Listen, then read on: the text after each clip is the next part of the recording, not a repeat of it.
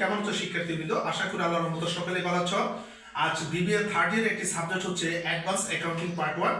আজকে advance accounting part 1 এর একটি চ্যাপ্টারের একটা ম্যাথ টপিক আমি তোমাদের দেখাবো।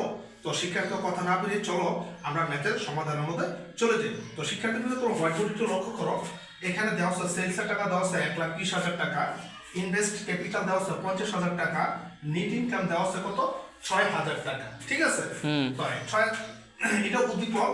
1 নম্বর দিয়ে বারো টার্নওভার, 2 নম্বর বার করছে মার্জিন, 3 নম্বর করছে কি রয় মানে রিটার্ন অন ইনভেস্টমেন্ট।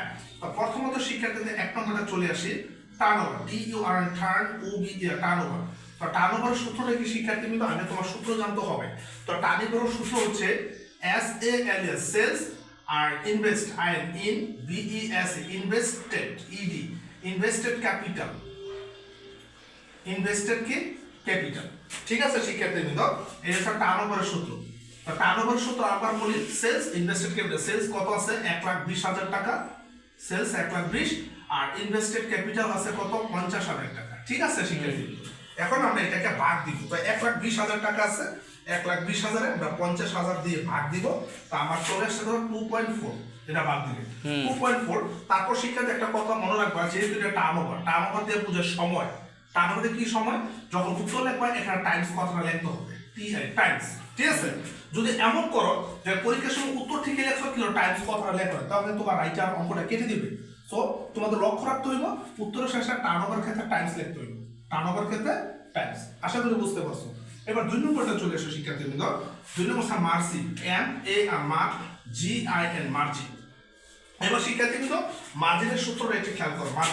মার্জিনের সূত্র হচ্ছে net income in COME, net income sales sales into 100। ঠিক আছে শিক্ষার্থীবৃন্দ, তো মার্জিনের সূত্রটা কিন্তু দিয়ে দিলাম, নেট ইনকাম সেলস ইনটু 100।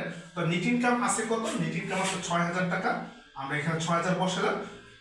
আর সেলস আছে কত, আমরা এখানে দেখতে পাচ্ছি সেলস আছে 1,20,000 টাকা, সেলস 1,20,000 ইনটু কত 100। এবার শিক্ষার্থীবৃন্দ এটা আমরা ভাগ দিব, যেমন 6,000 এ 1,20,000 দেও, 1,20,000 দা ভাগ দিব আর উত্তরটা 100 দিয়ে গুণ দেব।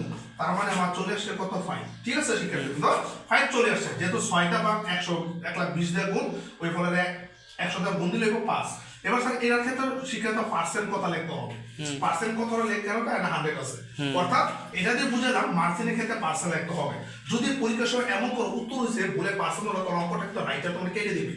তার মানে শিক্ষার্থী আমরা বুঝতে পারলাম যে আমি তোমাদের দেখালাম টার্নওভার করলাম, মার্জিনও করলাম। এখন আমরা করতে হবে কি রয়, ROI 3 নম্বরটা টপিক আমি এখানে দেখাই, ROI রয়।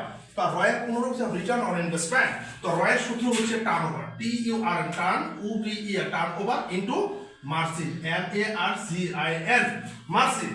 তো টার্নওভারের সূত্র মানে কি, যেটা দেওয়া আছে টার্নওভার মান তোমার শিক্ষার্থীদের দেওয়া হয়েছে, আমরা পূর্বে যে অঙ্কটা করছি।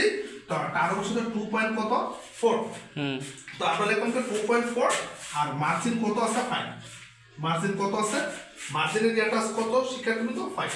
তো আমরা 5 তুলে দিলাম।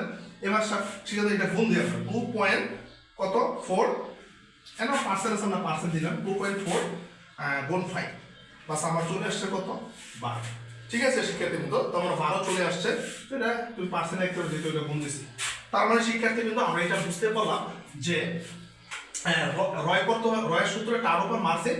তা আমরা প্রত্যেকটা মান বসাই দিলাম, বসাই আমি রয়টা করে দিলাম।